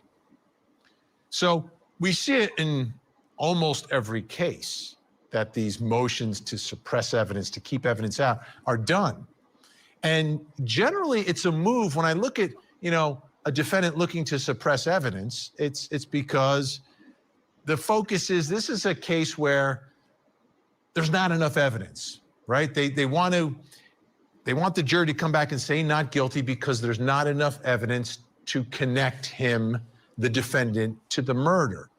Now, not guilty is the standard in a trial. You're either guilty or not guilty. There's no mention of innocence other than the presumption that every defendant brings into the courtroom. But the not guilty is not a stamp by the jury saying, we believe you're innocent. It's that because that's not what you're judging. It's that the state, the government, the prosecution did not prove their case, didn't prove the elements of the crime beyond a reasonable doubt. But this case is a little different because of what we've learned in this last week is that the defendant, Richard Allen, isn't just saying you don't have the evidence and I'm not guilty because you can't prove it. I don't want to say I'm tired of this case because I won't be tired. I won't say that until somebody is held responsible for this. Somebody serves time for this. Somebody, the best thing that could happen in this case is for a guilty verdict of somebody. But this is almost 7 years now, right? I personally think, this is my personal opinion, I think this guy's guilty. But what do I know? Again, I've done maps, I've done timelines, and if people want to say the PCA is not accurate, that's fine. But we'll see. But I just don't have any faith in the prosecution in this case whatsoever. I just have none. And they better smarten up because the defense lawyers in this case mean business. And I just hope that they do what they're supposed to do, I guess. I don't know. Right? Maybe I did it, but you can't prove it. He's saying, I didn't do it. It was the Odinists, the Odinites, or the Odinists. They refer to them both ways. But I really wanted to get that person on here. I got a whole bunch of people working on this. Like I said, I know a little bit about Norse and Germanic, ritualisms and signs and symbols and stuff. But the problem is we don't know a lot, right? We don't know a lot because they never wrote anything down about this stuff here. But there's some people that get into that way more than I do. So if I can get him on alive, I'll bring him on. He's really intelligent. His name is Jackson Crawford again, and he's a professional at this shit. So maybe he can help.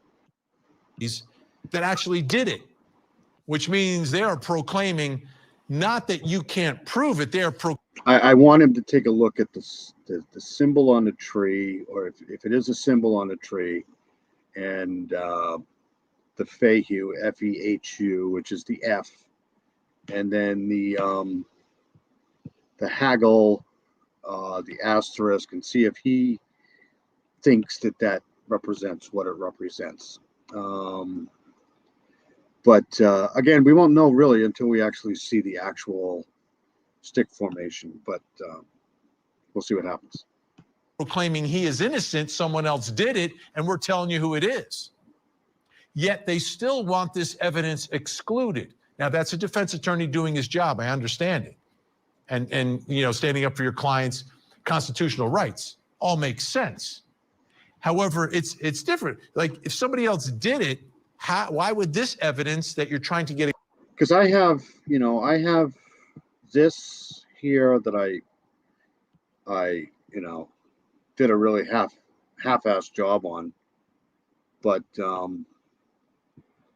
let's see, here is it, map 3.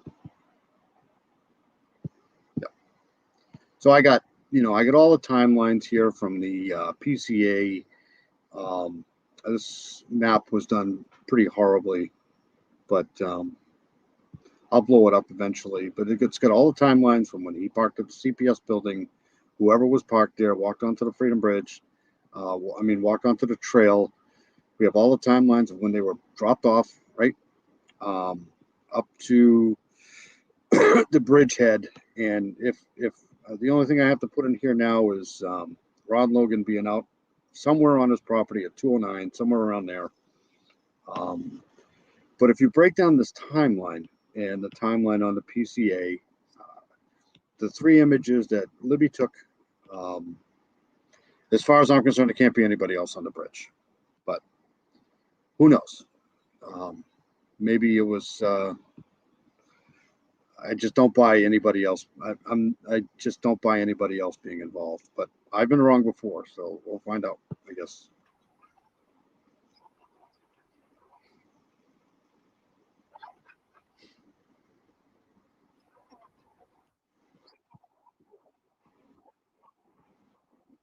I did it again.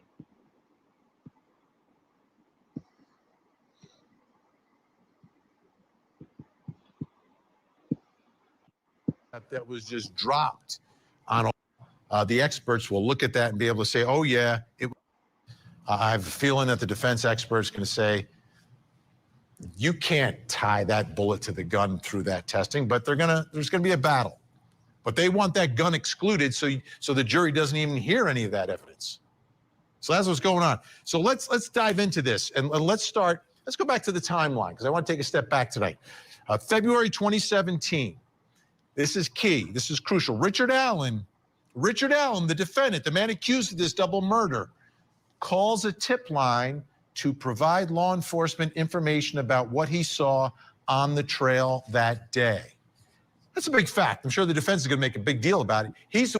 So this is the first I've seen calls a tip line. Maybe I think he did, and he set up a time to meet the investigator or whoever he was to provide the information about what he saw, right?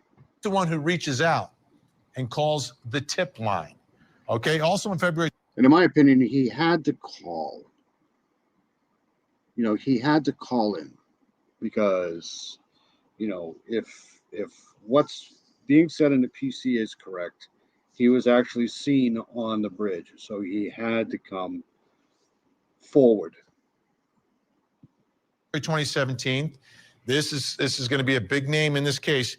A Department of Natural Resources officer, Dan Doolin, meets Richard Allen at a grocery store, not sure why it's a grocery store, in Delphi, and prepares his report. Okay? So he calls the tip line, I've got information. Dan Doolin, the resource officer, natural resources officer, meets Richard Allen at the grocery store. Now, let's go to the probable cause affidavit, and this is sort of a summary of what Dan Doolin apparently told the officer who filled out the affidavit. Mr. Allen was on the trail. So this is, I'm glad they brought this up. So this is 1:30 to 3:30. Parked at the old Farm Bureau building, walked to the new. So this is in 2017.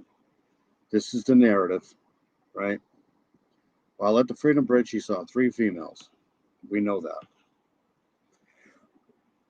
And all I care about in this whole paragraph here is these 3 females and this time frame. That's it.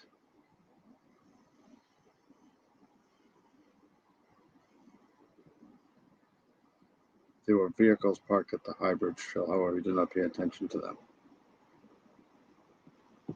trail between 13:30 and 15:30. That's 1:30 to 3:30 in the afternoon. He parked at the Old Farm Bureau building and walked to the New Freedom Bridge. While at the Freedom Bridge, he saw 3 females. He noted one was taller. I don't know why they put military time in here. That's weird. But and had brown or black hair. He did not remember the description, nor did he speak to them.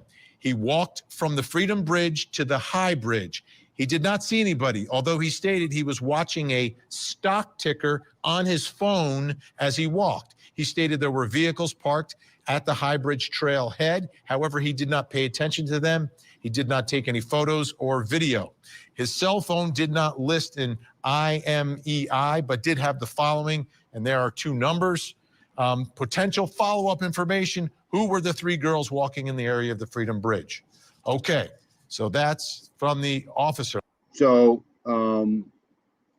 whenever he gave this statement, they didn't know, or he didn't know, because there's a potential follow-up of information here. Who were the 3 girls? So they must have gotten those witnesses after this statement.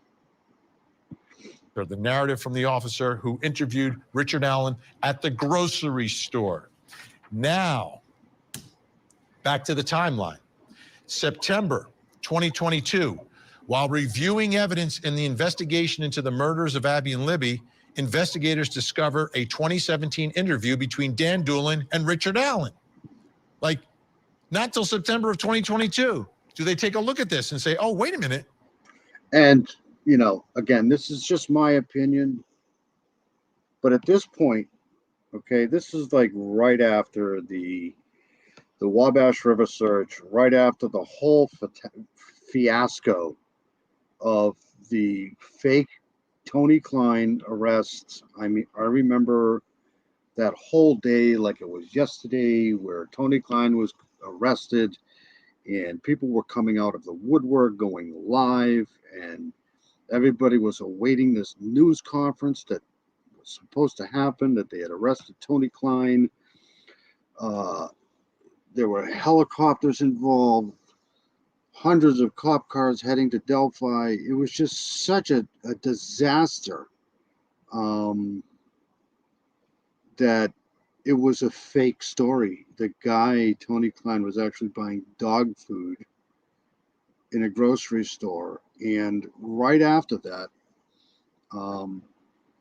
since there was such a big to-do about this whole arrest that wasn't happening, Indiana State Police actually came out and said, you dumbasses, there's no arrest imminent.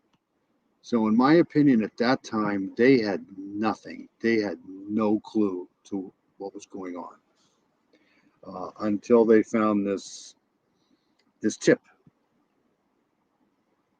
And Doug Carter had said from the beginning, whether you want to believe him or not, that once they, stop getting tips, they're going to go back in and hire more investigators and go over the old tips. And that's exactly what happened. That's just me. Maybe we should look at this. He was there. Because if they don't find that tip, this case goes cold for a while. That's just my opinion. He was there. And then October 13th of 2022, Richard Allen gives a voluntary videotaped interview with law enforcement. He states he arrived at the trail around noon and left it around 1:30. Crucial difference here. Crucial difference. According to Doolin, in his report, it's between 1:30 and 3:30. Good for the prosecution. When he's interviewed on video, Richard Allen says noon to 1:30. Bad for the prosecution. All right, let's bring in our guest. Well, not necessarily, because if they have video evidence of him parking at the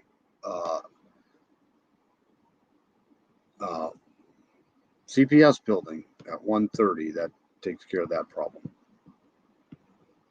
Help work our way through all of this. Here with us tonight in Montgomery, Alabama, prosecutors and co-hosts of the Prosecutors Podcast, the award-winning Prosecutors Podcast, Alice LaCour and Brett Talley. Great to see you. I missed you down at CrimeCon. And in Indianapolis, Indiana, hosts of the Murder Sheet Podcast, Anya Kane. All right, so I don't know if I want to watch any more Murder Sheet podcast stuff.